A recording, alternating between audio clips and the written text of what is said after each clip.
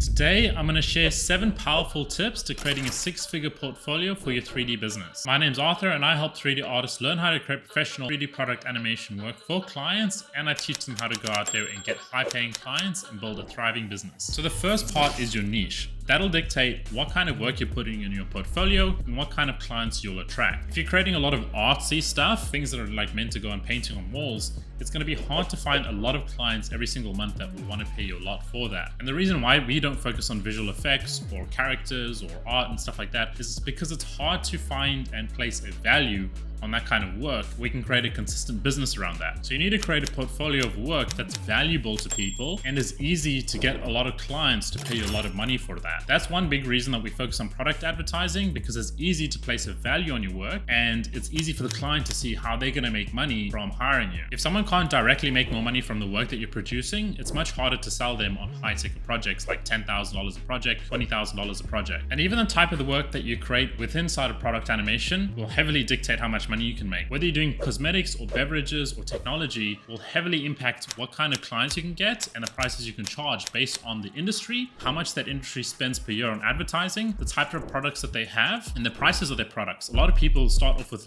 things like cosmetics and stuff, and they really struggle. However, there's other industries where it's so easy to get clients and you can charge a lot for it just because of the types of products they're in, the level of rapid innovation in that industry, and how much they're willing to spend for content like renders and videos for those kinds of products, either for advertising or for investing. Second part is the quality of your work. Obviously, if your work is not world class, these days it's just so hard to compete. I've seen a lot of people come through my program, young kids, 18 years old, and they learn 3D so fast, like 2 to 6 weeks. Their work goes from like completely beginner, just starting in Blender, all the way to creating like professional animations. These days, it's actually insane how quickly people are learning 3D and the tools and the knowledge that's available to them. And unfortunately, if your work isn't top tier, it's too hard to compete. Gone are the days where you can spend 6 months, 1 year, 3 years learning 3D and kind of coasting around. These kids will come and just take your clients just like that because they're just getting good so fast and being so efficient with the work that they're producing for clients. Now, the third part is what platform is your portfolio on? I highly discourage using a website as your portfolio because you need to be able to drive traffic to it for people to even see it. So many people spend so much time building this whole website that no one sees.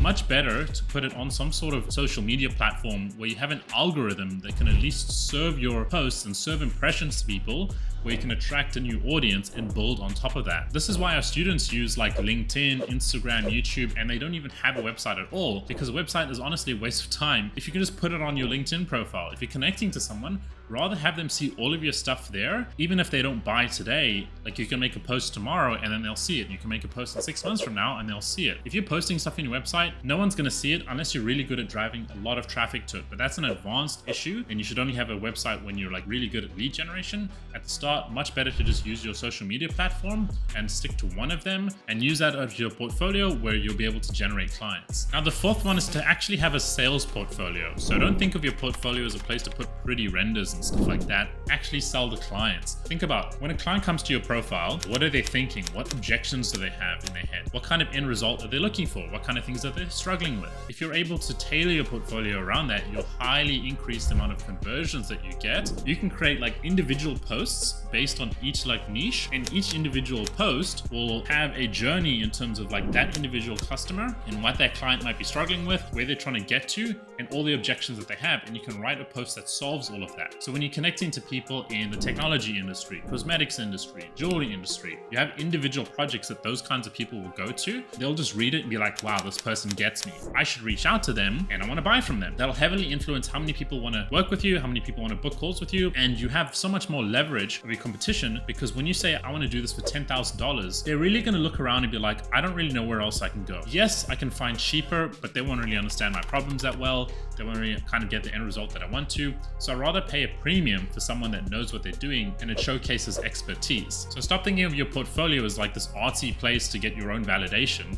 Think of it as a sales portfolio that's meant to actually generate leads and convert those leads into high-paying clients. That brings me on to my fifth point, which is where you should actually have an offer at the end of your actual portfolio. But like a lot of people don't understand that most clients don't really know what 3D rendering is. They don't understand it that well. They don't really care about the technical details in there. So when they go to your portfolio and they just see like random images of like random stuff, they're like, what is this? The client needs to go onto your portfolio and see exactly what's going on, and at the end be guided into what next steps that they should do. So have a call to action. Brings me up to my 6th point, which is make the sales process seamless and easy. Too many people make it so difficult where the client has to jump through so many hooks just to work with you, and it's a good filtration process if you're in abundance with clients and you're trying to get the highest quality ones. But if you're starting out, you need to make it so easy so that anyone that has the slightest bit of interest easily just schedule a call with you. The times aren't wonky. It's very clear what they're doing from like when they show up onto your portfolio into booking a call. I've seen so many students where they make it so difficult just for clients to actually start working with them. Clients don't know what to do,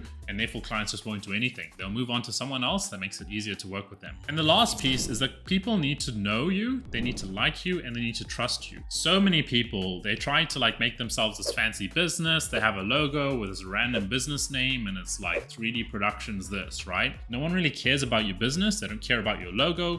They don't care about none of that. They want to know who you are so that they know that you're not going to scam them and you're not some 16-year-old kid living in the mountains. They need to actually like you, so they need to know that like, hey, is this person good to work with? Is he a cool guy? What's the experience going to be like when working with them? And they need to trust you. They need to know that like this guy can deliver the work. He knows what he's talking about. He's not going to just like slack off as soon as he gets the money. And those are super, super important things when it comes to actually being able to convert clients, and especially when you get to high-priced projects. Like if you're charging like a few $100s a project, like you can get away with like making a lot of mistakes. But if you want to charge $5,000, $10,000, $20,000 for a project, you need to be on point with the stuff because it's going to take a lot more for someone to give away that kind of money. So remove your logo, remove your business name, like actually have an about section where people can see like, who are you, where you're from, they can see your face, they know what expertise you have, and they know that you're going to be good to work with. This is why when we recommend with organic posting, you're not just posting like all of your work all the time, you're actually posting personal stuff so that clients don't only see like, hey, this guy's got testimonials, he's delivering value, he's got expertise, but like we also can see who he is, and I actually like this guy and I would rather work with him over someone else who's equally as good, but he doesn't seem like that great to work with. So these are the 7 of the 15 big tips that I know that I would apply to your portfolio. This is the tips that our students apply that make 6 figures a year. Those that make 5 to 10K a month are doing exactly this to be able to convert more and more high-paying clients. And once you have a really, really good portfolio, the next step is actually getting people to see it. So that's lead generation. I've gone ahead and I've put together a video on exactly how to find clients, how to message them, how to reach out to them so you can close them and get more and more high-paying clients consistently every single month. Click up here to watch that video.